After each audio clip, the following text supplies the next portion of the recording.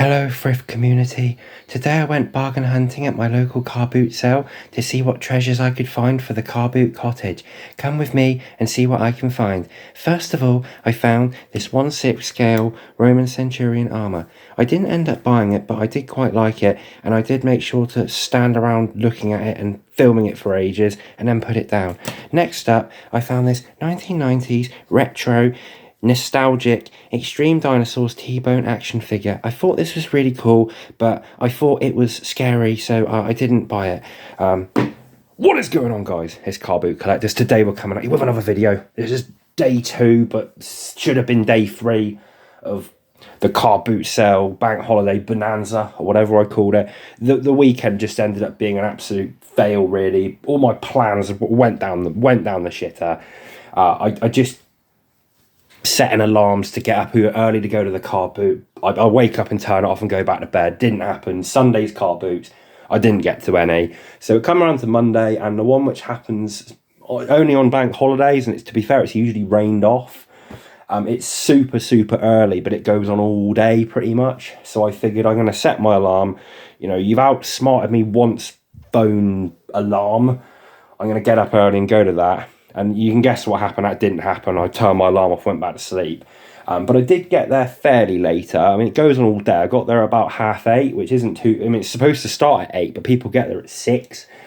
And I did come away with some really nice finds. And then later on in the morning, I met up with Back in the Day Toys, and we went to a garage jumble trail, which, to those not in the know, is basically a bunch of people do garage sales or yard sales if you're American. And it's like a community event in a village or in like an area of a town. A bunch of people have a garage sale on the same day. So we went to that, and I picked up some nice stuff, and nonetheless it was nice to spend an afternoon with Back in the Day Toys, having a bit of fun junk hunting, having a bit of bant. So it was all in all a great day. I got some really nice bits and pieces, and as you'll see in this video, it just goes to show you can still wake up really late, go to the car boot sale willy-nilly, and swalty your way around and still find some great stuff. Because I got some belting stuff. One find in particular, I think a few of you are going to go, geez, because it is really nice. So let's get on in and show you. We'll start off with the car booty stuff, just so it's all chronological. So this in theory would have been day 2, but it was all on day 3. I don't know. I was going to do 2 separate videos, but it's just easier to do one because there's not a whole lot of stuff all in all, really. It's not tons of things, so hopefully I can get this under 20 minutes. That might be doable. Quick and easy, first one, this car boot stuff coming up. So we've got this Extreme Dinosaurs T-Bone. Sort of a spin-off of Street Sharks by Mattel, 1990s. Somewhat popular. The Street Sharks, I've noticed a little trend over the last few years. Those have been going... And the Extreme Dinosaurs have been, following suit to a degree. This is one of the commoner ones. This isn't worth mega money. Isn't maybe a tenner, probably under a tenner. But it's nice to find a vintage piece at the boot. And it's in really nice condition. It's obviously not complete, but it's in nice shape. So we grabbed them. That was the first find, just to get the ball rolling. Next up, this is from a good friend of mine. So he's a local dealer. He's at a lot of the toy fairs in these ends in the southwest. I've known him for most of my life, to be fair. I used to buy vintage Star Wars figures from his shop back in the day when I was like 4 or 5. I remember buying an Admiral Akbar from him. Classic. But yeah, I've known him for absolutely years. He does sort me out with good deals and stuff. So he had this, so the dinky Captain Scarlet SPV. Bloody love Captain Scarlet. It's in a bit of a sorry state, but it isn't too bad. This is a good candidate that I will probably break for parts because it's not in bad nick, but there's just bits missing and there's bits broken. So the door, there should be a switch on the top, and that door pops out. The whole mechanism's missing. That should pop open, but it doesn't. You get the point. It's missing bits. The aerial is in there, but it's broken. It does have, though, the back wheel unit, which individually is quite an expensive part to buy on its own. So generally, when I get them in this condition, I tend to sell that bit on its own, and then whatever's left as a whole, and that's like a good base for someone to restore. Some might say that's sacrilegious, but I would say piss off. So there you go, that's that. Next up, another, let's go with these. Yeah, let's go with this, because this was a bundle. This was all from the same fella. So some Kiss CDs, a figurine of the creator of the Mini, and a Commonwealth Games Edmonton plaque. All those items walk into a bar. And there's no punchline to that because it's not even a joke. But anyway, this guy had loads of CDs, like, you know, the store you see at the boot. It's a proper dealer of music stuff. He had flight cases full of CDs, all rock, metal, smooth rock, progressive, you know, just everything, all like divvied up. And I saw these two. You don't tend to see a lot of Kiss CDs about. I'm not really a fan of them, but I like some of their music. And I thought, I've never seen these solo albums on CD before. They're quite infamous. So the Gene Simmons and the Paul Stanley one. I'm not really sure what the story with these was. They did the other two release them as well. I think it was basically a gimmick. So all four there was 4 Kiss albums in the charts at the same time. I think that was like the gist of it. And I think these two are probably the best selling ones. I don't know. I'm not sure. I've never seen them on CD before. The guy wanted £4 each, which I thought it's probably not a bad price, but I don't know if I really want to spend that. At this point, I hadn't bought much, and I thought, like, I'd go on then. I've got a bit of a drive this afternoon to the garage trail, so I can buy some. I like to buy some CDs and chuck them on in the car. I liked a few tracks on this one. Overall, was so. This one, the Paul Stanley one, I wasn't really a fan of at all. But I was really surprised when I looked these up. I thought I'm going to look these up and they'll probably be like Music Magpie on eBay, like £2.50 including delivery. Hardly any available of these. They're quite sought after on CD. They tend to sell for like £20-25 each. So I didn't really buy them with the intent to resell them, but I did think when I looked them up, I was like, well, I might not hang on to those because I'm not really the biggest fan of them, of those two CDs. So anyway, I digress. My throat's dry. I'm going to have a little beverage quickly.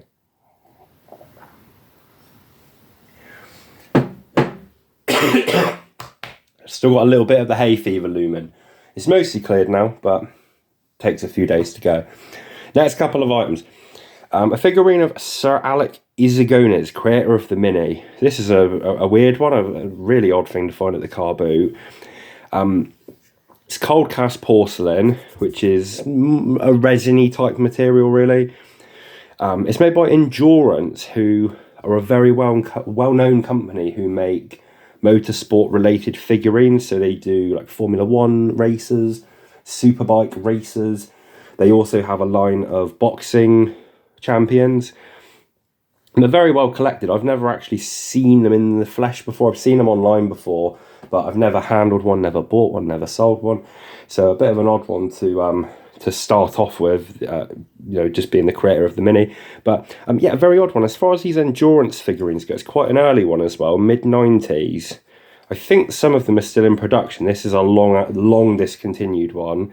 So yeah, that was quite a nice find. It wasn't very cheap. I did pay a fair chunk of money for it.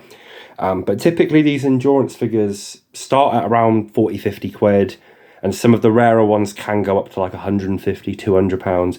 I don't know where this one falls because there's none listed on eBay. There hasn't been any listed. But there's a lot of fans of minis, and nonetheless, it's a fairly cool item. If I sell at an event and I've got some mini models, that's something interesting to have with them as a little thing, set dressing and so on. And the final item, this was a dud. I don't really know why I bought this. I was looking at it, I thought it was quite cool. It's a little wall plaque for the Edmonton 1978 Commonwealth Games. It's made, I don't really know, it looks like fiberglass, but it feels like sort of ceramic. And it's got this like pewter paint finish. I paid £8 for that. And when I bought it, I thought, I don't think that's a great deal. And sure enough, it isn't. I looking on eBay, there's none listed, but someone on Etsy's got like 5 of these for sale for 15 quid each, new in box. So yeah, that was a bit of a dud purchase. Lucky to make my money back on that one, but you never know. It might go up on eBay for 20 quid and someone grabs it straight away. I don't know. They probably won't though. Next up, another favourite of the channel. I don't know if it's a fan favourite, but it's certainly one of my favourites. We've got some toy soldiers. These were from another friend, a dealer friend of mine. I've known him for many years. He always sorts me out good deals when he gets toys and things that knows I'll like. We've got 3 toy soldiers. So these are all Britain's horseback figures. That one there, Mounted Regimental Sergeant Major.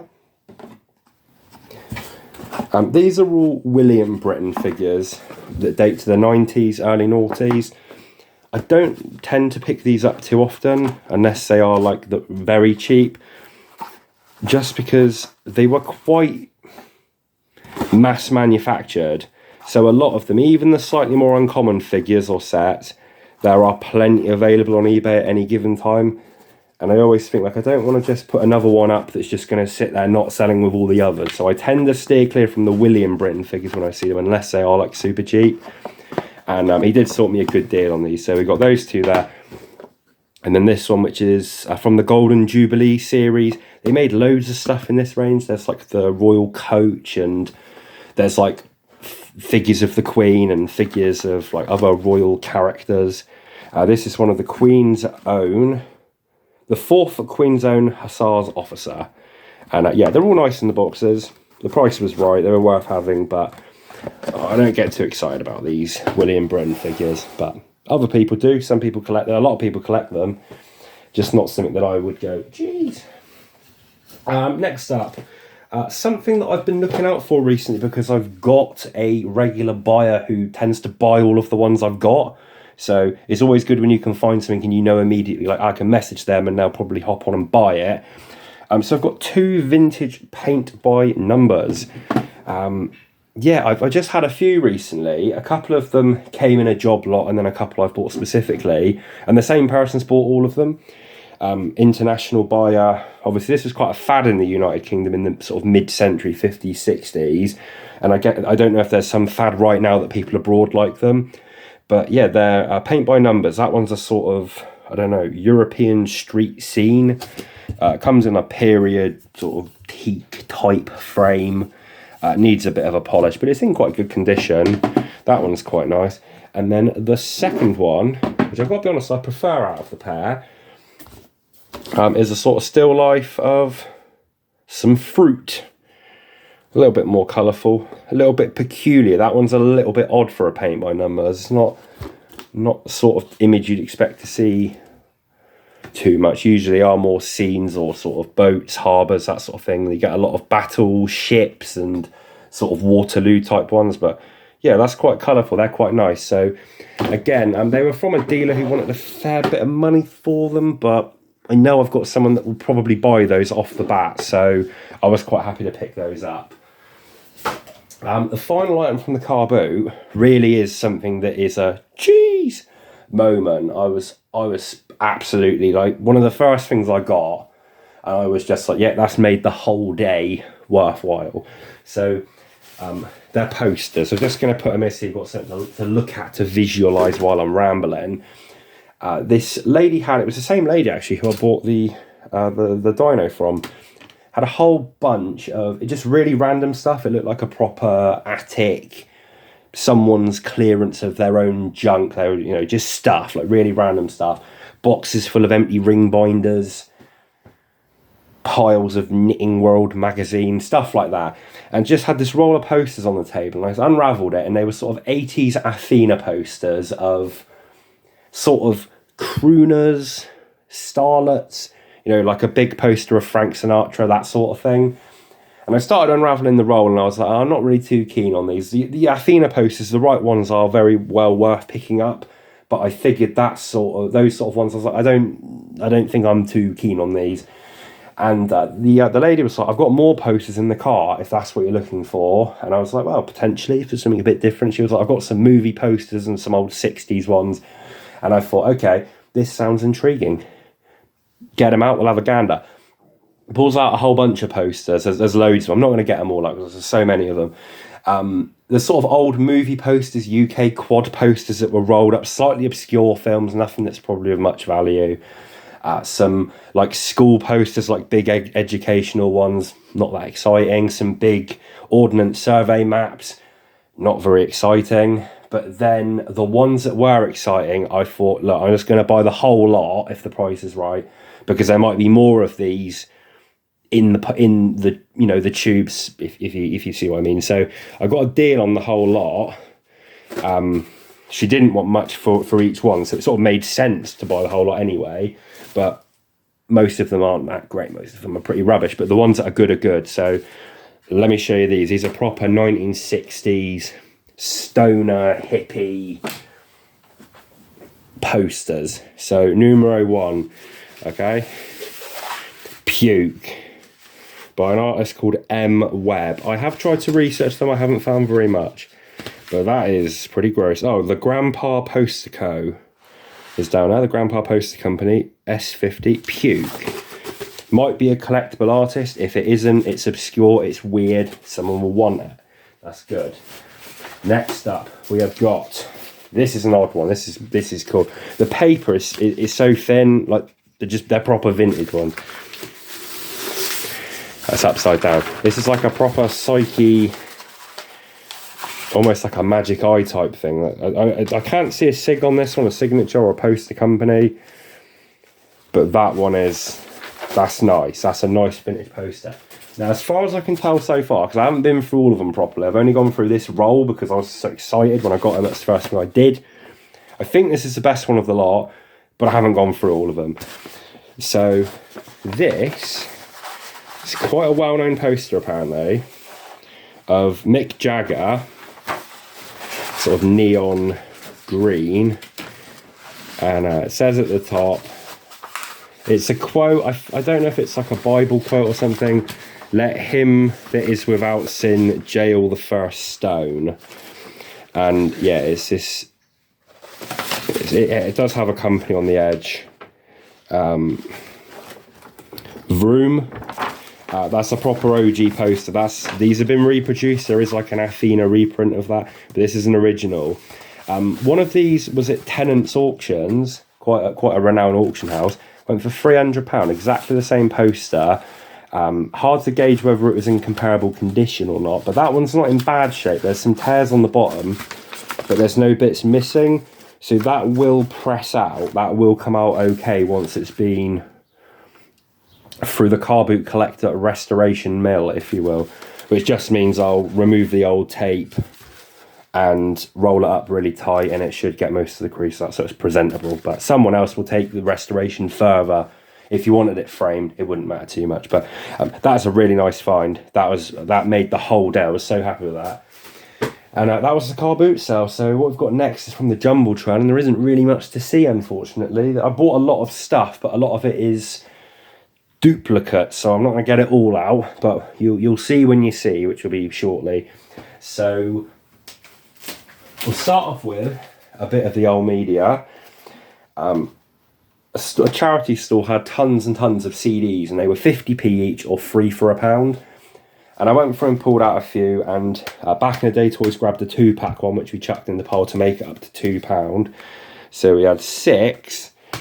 Now there's a couple here that are very much like the Kiss ones that I picked up to listen to, that just sort of by accident have turned out to be quite sought after. So, but the difference is they're ones that I'll probably hang on to. So we've got this here. This is The Boys, a punk group that I'd never heard of. I do quite like the sort of early punk music, but it's not something I'm too clued up on.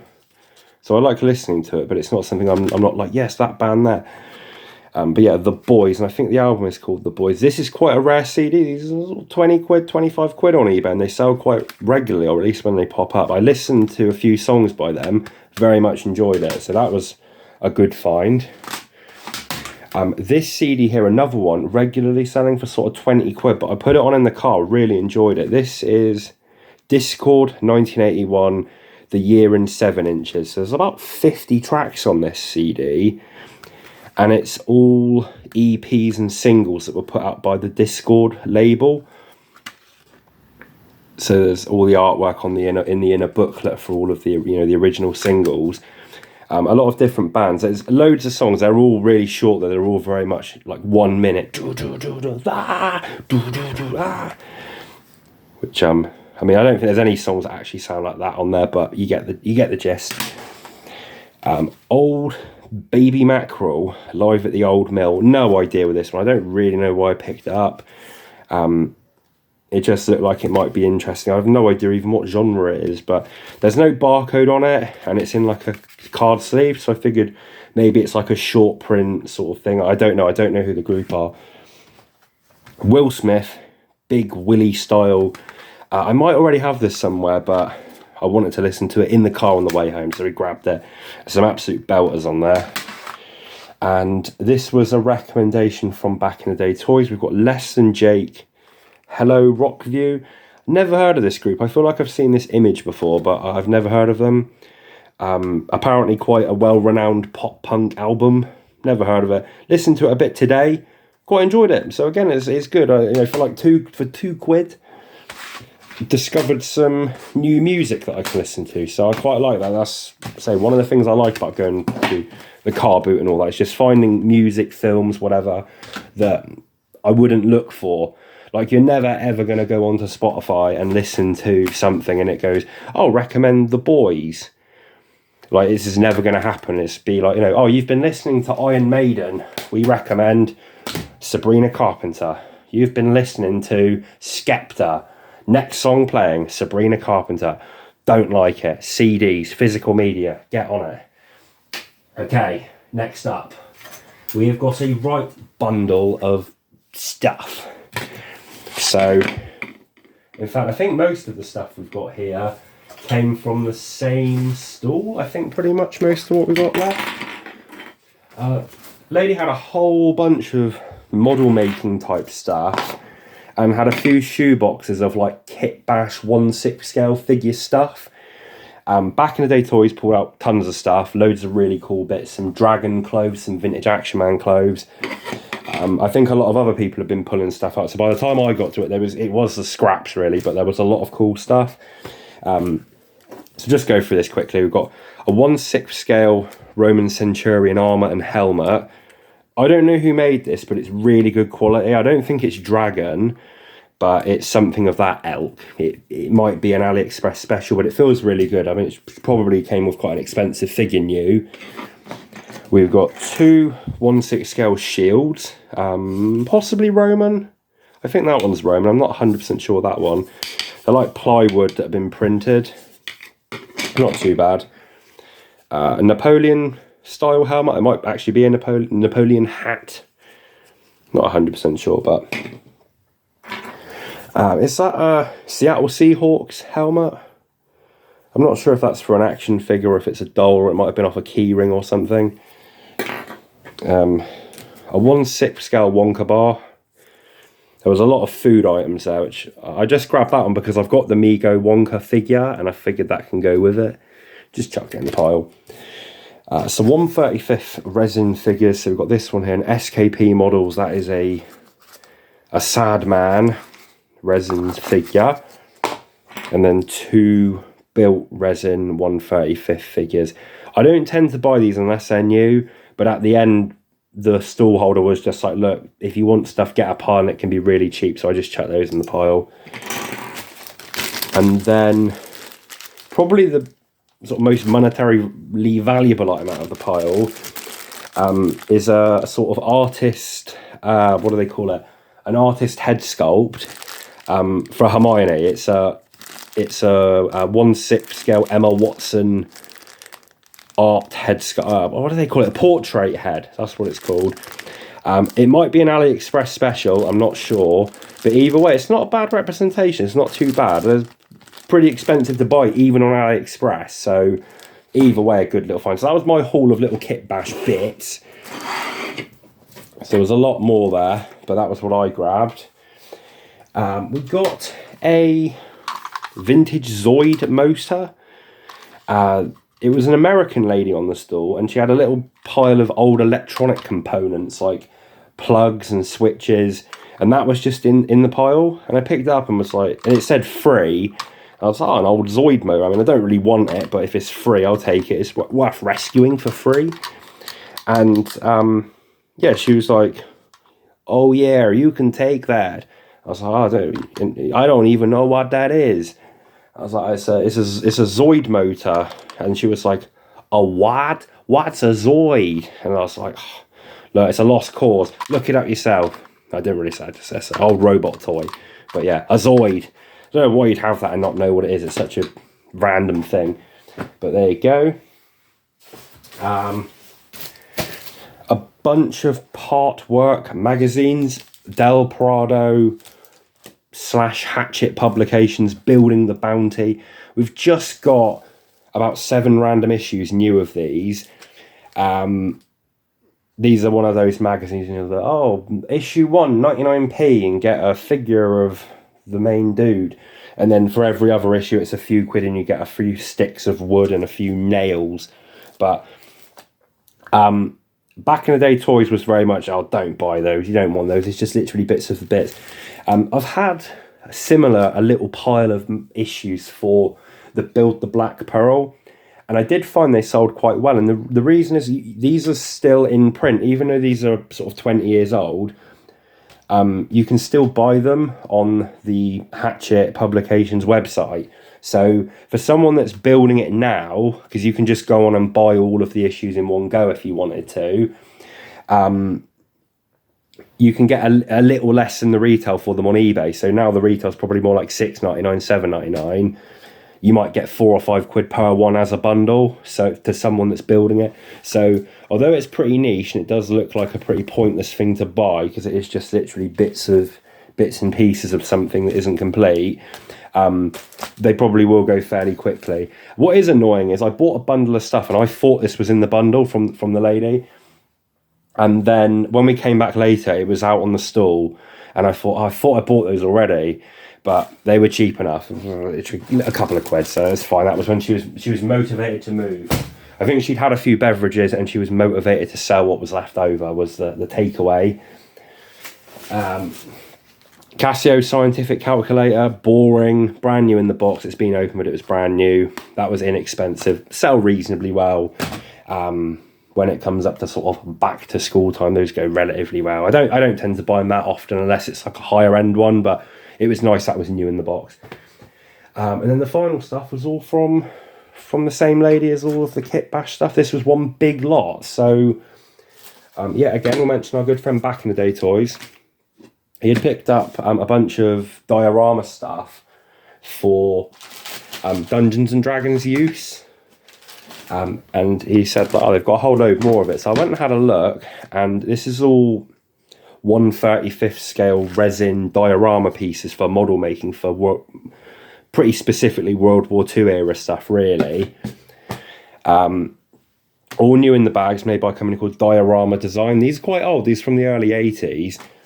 And she had literally 4 giant boxes full of these. I think there's collectively a good couple hundred. Most of them are the same set. So this sort of facade of a building, these destroyed walls, this little base, and then there's like some sandbags. Have I got any more kicking around here? Yeah, we've got there's a little sandbag entrenchment. There's quite a few of these, and yeah, they're basically like you'd buy, these figures, the 1/35th ones, individually as they come, and make your own little dioramas. That's sort of the idea of them. It's pretty obvious, but I just explain that anyway. So these are 1/35th scale. Probably could be used with 1/32 as well, because it's very similar scale. Loads of it. I said, like, what do you want for the whole lot? And she was like, oh, well, I've been selling them individually. I don't really want to sell them as a whole lot.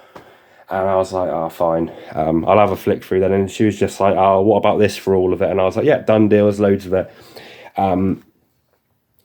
I think there's a couple hundred pieces, like all in all. Which works out for me at like pennies per unit. A lot of the building facades I have got a lot of, so it's a little awkward because I've got so many of the same ones. But it's for me, that's not really a problem. I can do one listing, 10 available, whatever. I can do bundles with it. These ones that are the more little dioramas, these will sell absolutely no problem. These will be easy movers. But all the buildings are a little bit, I don't know. We'll see. I'll put them up. Maybe they're really popular. I don't know. But yeah, a whole load of these, literally boxes of it, and they were minging. They were filthy. It looked like they'd been in a barn for 30 plus years, just untouched, because in the boxes it's just so grimy, dirty, dead insects, insect excrement, etc., etc. I've cleaned it all off. The actual contents are pristine because they're all new in the bags, but the bags were pretty minging. I mean, the ones on top were really minging. Everything else underneath was just dusty. But Diorama Design, loads of it. And there was a few other odds and sods in there. There was the scale link brass sheet leaves. these are quite universal. People use these for like train model making as well, you know, just general model kit making. These would have been really expensive back in the day. They had price stickers on these from the 80s for £5 a pack, and all it is one sheet of laser cut brass. And so they were in there. They're worth a little bit of money, not a whole lot, but there is quite a fat pile of them. And then very oddly, in the bottom of the box, and this is the final item of the haul. I don't know if this is the best item to end on, really. I need to find something else. This was in the bottom of the box. Didn't really know what it was. I thought it looks military. It's a German sword knot. I think it's a reproduction because it just seems a little bit too good condition. But that is, a German cavalry sword knot. So unusual. It was in the bottom of the box. It was in with it. And I don't know if it was meant to be, but that was there. We've got to end on something else. We can't end on that. Let's just show something else I've got around. I don't know. What have we got here? Can I show something else again? We'll just show this again. Just that's not the but yeah, that was the haul. That was from Monday. That was Monday's haul. I thought some really nice stuff. I was really happy. Some nice, quick, flippable objets. A nice, complete inventory of 1/35 resin diorama stuff. So I'm quite happy with. And a good haul all in all. Let me know in the comments what is your favourite object. And we'll see you soon. Thank you very much. Goodbye. Cheers for watching.